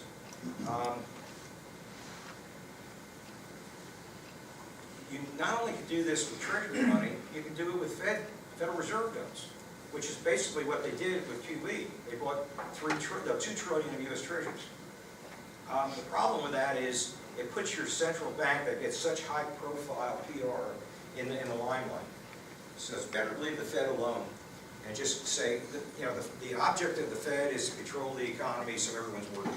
So you do this on the with the Treasury money on the side. This is just the way to handle the situation. But you want to leave an independent Fed, and basically, by buying existing Treasury bonds with Treasury money, it's certainly monetary policy. Bond prices rise, interest rates fall. And it's being done by the Treasury, not the Fed. So the Fed has to keep a lower profile, say nothing, and maybe around the margins, maybe tweak the interest rates mildly when you get into a recession. But basically, it's a loss of face if our central bank is bailing out the government. You just don't want them in that business. Let the government bail out the government. You'd have a far greater capital flight issue if the Fed did it than the Treasury did. Okay, so basically, now the question is, what is the impact of this? It really is a very interesting thing where all the textbooks that you people read, and I did myself, where they relate inflation rates to money creation. And we've had this absence of any kind of goods inflation, rising prices of goods markets as a result of the printing of Federal Reserve money.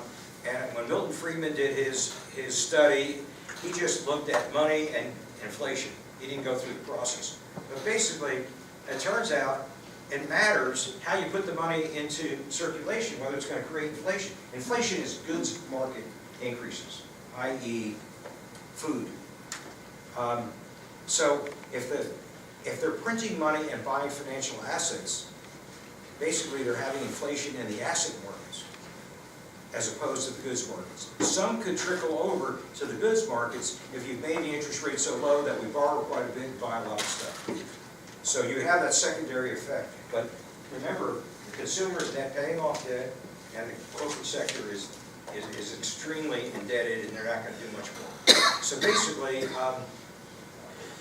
Milton Friedman, I was expecting, Milton Friedman passed away, I have to look it up, probably about 3 or 4 years ago, and he wrote that, you know, he gave the Nobel Prize for the relationship of money to inflation. And it was like 1-to-1. But basically, he didn't realize, he thought it all had to do with central bank printing its currency and buying bonds. Only indirectly did it have that linkage. So here's my point. We could have the Treasury buy bonds, financial assets, or we could have the Treasury cover the Medicare and Medicaid expenses, i.e. paying hospitals and doctors and bandages. So it makes a big difference whether you print money and buy financial assets as compared to print money and buy goods. The money goes into the goods markets and you get far more goods inflation as opposed to financial inflation. So where they put the money, I mean what they buy, it determines whether or not you have consumer inflation. So there could be a little overflow, but not a heck of a lot in a depressed economy.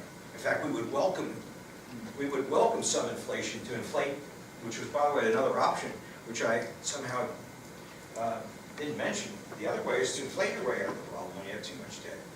So to the extent they actually print Treasury and bought goods, or cover some of the Medicaid or Medicare stuff, and had some inflation in the goods markets, that would end up reducing the real value of debt outstanding. The Fed has been trying desperately for 7 years trying to get some inflation. And why, by the way? Can you imagine that? The Fed, you know, in 1977, the U.S. Congress, in the Humphrey something Act, Humphrey-Hawkins Act, said the Fed is to conduct their affairs in such a way as to not generate inflation. And then all of a sudden, 2 years ago, in this real politic of money, the Fed says, we want to have a 2% inflation rate. The law says 0. You're supposed to have 0. It's in the law. And then suddenly one day they announced, our objective is 2. I can't believe they got away with that without, massive, press intervention of trying to explain, and they never explained it. And basically, why do they want 2% inflation? To try to reduce the real value of the debt outstanding. And they never once explained it, and it's against the law. And no one held their feet to the fire on the subject. So basically, Treasury can create some inflation by printing money and covering some of the Medicare, Medicaid, Social Security that would otherwise be debt financed. And to create some inflation, we're better off. What inflation rate? That's another argument, whether we keep it at 2, 3, 4, wherever. But basically, that could reduce a lot of the real cost of the debt outstanding. What it means, the reason it reduces the real cost of debt outstanding is that our nominal income rises, so we pay more in taxes to cover the debt. All right, let's see if I get this back. Okay. All right, conclusion regarding monetary fiscal policy. Keynesianism ignored the influence of debt, borrow money and spend, whether it's the consumer or the government. They never gave any considerations of debt accumulation and the implications. We're now there, where that's the all overriding determinant of what's going on. Debt diminishes income and slows the economy in the future. The policymakers, you have to, I'd like to ask your thoughts. Do the policymakers realize that they have a gun that's not loaded? They keep trying and trying, and they put out all the, we're having expansionary monetary policy to revive the economy, and they do it and nothing happens. It's been going on for 10 years. The question is, do they realize? Are they willing to recognize it publicly, or do they even realize it privately? I don't think they even realize it privately. There's something that's really interesting that I stuck in the last of these slides. The fourth item down. At the conclusion of the Keynes' book, the last paragraph of this book written during the Great Depression to try to tell people that we have a way out of the Depression, and then he says, he asks himself the question, will policymakers accept this? This was written in 1936. He said, no, they're not going to accept it because they're still, in his words, quote, practical men, i.e. a president or something like that, or chairman of the Fed, who believe themselves to be quite exempt from intellectual influences, I guess that'd be our president, are usually, I'm sorry, this is on tape, I'm going to have to cut that.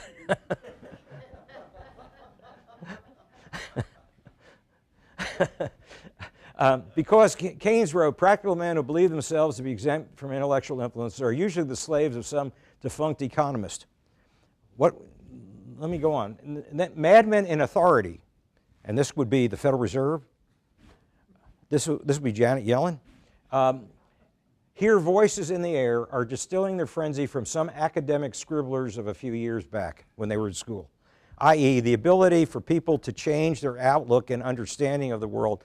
And I think he said once they're past 25 is very limited, especially if you have all that responsibility and you have to have a framework of applying that responsibility. So the Fed keeps going back to Keynesianism, Keynesianism, and Keynesianism. And they're the ones who should understand that it ain't working. They should ask themselves, but they don't, at least not publicly, they have not. And by the way, it reminded me, I added that this is the last edition this morning. There was a book written about, I guess 20 years ago, called The Structure of Scientific Revolutions, which is kind of very interesting book. It has to do with paradigm changes in a science, our understanding of the weather or understanding of disease or whatever. It doesn't matter what the science is. And this book says, in looking at all the paradigm changes, basically, his conclusion was you only have changes of paradigms being taught at school where the understanding changes one funeral at a time. Meaning, what he means is if you're a paradigm leader, and how do you get to be a paradigm leader? Let's talk about Janet Yellen. She has a PhD from, I'm not sure where, I think it's MIT. Is it? MIT, they all are MIT. And that's what they were taught. You become a professor, what do? You write a book about it, you sell the book, you give up speeches about it, and then you get appointed to the Federal Reserve and you implement it. Is she about, she ends up being, in the words of Thomas Kuhn, who wrote The Structure of Scientific Revolution, she's a paradigm leader. She created, it's her whole career.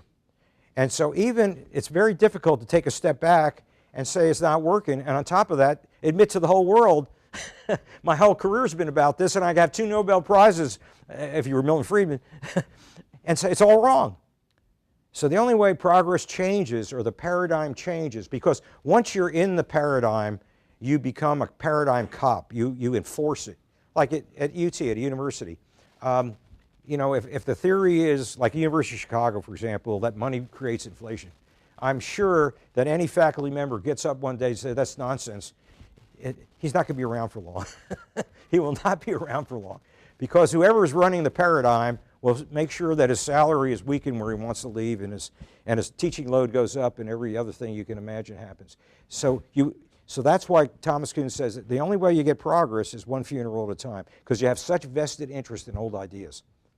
And it happens among academics. The irony is you think academics are very bright and insightful and all that, but they become locked into the paradigm they taught. And the way you do it is not only you're running a department, so you have to have people who are up to skill in this area, but on top of that, you run the journals. And the journals are what stamps the quality on a prospective professor. What have you published? So you better publish.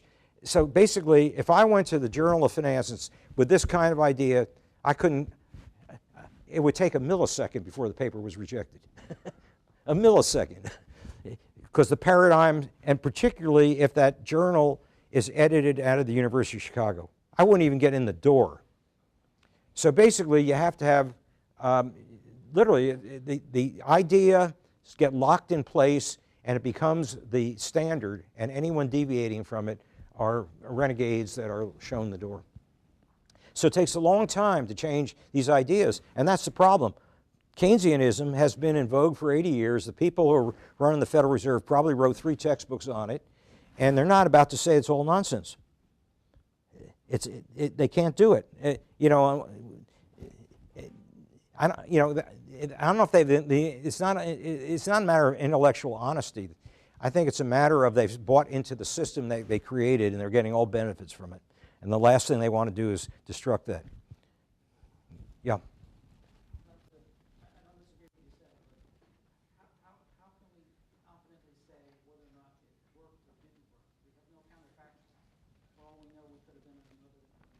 Well, the multiplier is negative. Yeah, but if they didn't do what they did, how do we know we wouldn't have another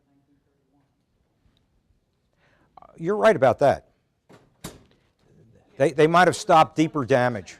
You're probably right. Maybe it would have been -14. You're exactly right. I grant you that. But the point is, we're not getting the revival, and we're getting the opposite effects. All right, last thing. Let me do this quickly. I know you're. I'm keeping you a bit later than we expected. Basically, I want to say something else. Oh, yes, it's outrageous to think about paying off debt. The other thing is we could default on debt. That's outrageous.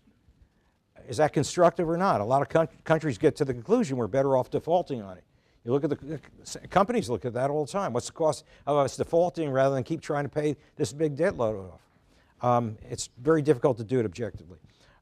Now, last thing. I know I'm right at 9:30, so let me do this in 2 minutes. The other thing that's holding the economy back, obviously, is globalism. And globalism,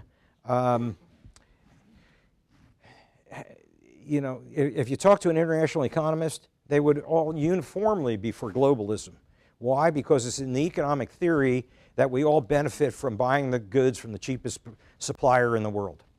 So this jacket, instead of in Austin costing whatever, say $75, it costs $45. And look at that great benefit. But the benefit, that was the paradigm of looking at globalism. That's what caused it to be voted in and us go along with it. Basically, it's cost us enormously. And what happens actually when you go to globalism, there's something called, in the theory, called factor price equalization. That when you open up barriers to trade and you buy the cheapest resources to build something, well, then the price of the cheap resources rise, and you don't employ U.S. labor, so the wage rate goes down, and you have a shifting from the developed countries to the developing countries until you get to the point where the factor prices equalize. Well, guess what? We're almost there. wages in China have come up so much, at this point, manufacturers are looking at the US versus China, it's break even. We have some advantages. It's not totally break even. We have less transportation, less other issues, but basically we're at the point where China no longer is the obvious choice to shift manufacturing, which is a new day, and it's taken 30 years. Now, what's happened over the 30 years, first of all, this is real median household income in the United States. Now, that's not the average, because in trade we had winners who exported. The top 20% American earners, their incomes are up. The next four quintiles, I guess. The second, third, fourth, and fifth quintile have all declined. So basically, and they live in California, and maybe Austin. So basically, there have been winners, and we've won. But 4/5 of the population, our income is less. And the median is not, the beauty of the median, you're not taking the highest and the lowest and averaging them. This is the middle person in the rank of household income. And basically, there we are. Whoops.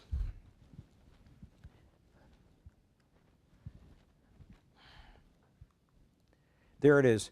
1999, we were at 58,000 per household in real terms, and today we're at 56 and change. So basically, our real median income has declined over the 20 years of globalism. So you know why Donald Trump got elected, I hope, as a result. And that's the people that he's appealing to and hopes to help. Now here's the problem, that these are the macroeconomic numbers. This is the total current account balance for the United States. What that means is, what is our net balance for goods and services? Goods and services. And we're negative, and look at, see, we used to run a trade surplus. Not every year, but basically we're positive, and the numbers are 1% of GDP. So that's a 1% help from the rest of the world. Starting in, looks like, this is under Reagan, about 83, we now start having a current account deficit. Basically, we're losing 3% a year of our income stream abroad. This period of time, we were losing 6%. How could you grow forward when you're losing 6%? It's all at the margin. You know, +3 growth it's all at the margin. So if you lose 6 on one component that you used to gain, have a positive number on, it's a huge setback. So trade has been an enormous setback. The income of the median person has declined, and the folks who have benefited are relatively few, but they've benefited quite well. My own sense of it is, I think that globalism as an issue is getting to the end, because basically we're now, I think, at the point using robotics and other ways to increase the productivity of U.S. capital is actually increasing our productivity, and I think the pendulum is swinging back in our direction. The Chinese cheap wages, or even Vietnam cheap wages, no longer are undercutting us any longer. It's about even. It's about even. We're at a standoff. We have some to gain. And basically there are areas to gain, and we have a new type of productivity and new products being developed. And Paul, what was the common denominator? Data and software, right? Data and software.